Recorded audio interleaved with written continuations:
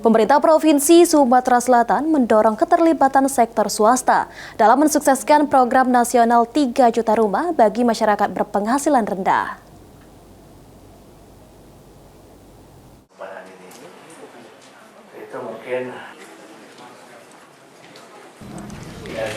Pemerintah Provinsi Sumatera Selatan terus mendorong keterlibatan sektor swasta guna mensukseskan program nasional pembangunan 3 juta rumah untuk masyarakat berpenghasilan rendah.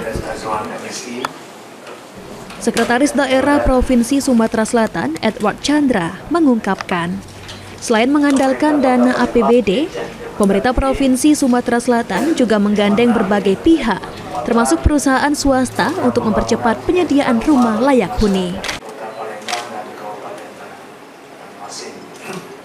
Pemerintah kabupaten dan kota di Sumsel juga dihimbau agar turut berkontribusi aktif, termasuk menjalin kerjasama dengan para pengembang perumahan guna memperluas cakupan program ini.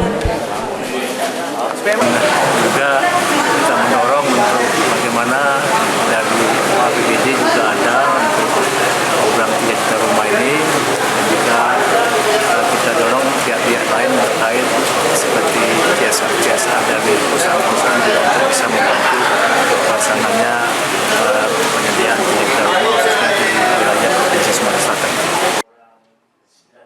Untuk wilayah Sumatera Selatan, Edward mengaku hingga kini belum menerima data pasti mengenai jumlah rumah yang akan dibangun karena proses pendataan dan perencanaan masih terus dilakukan oleh dinas terkait.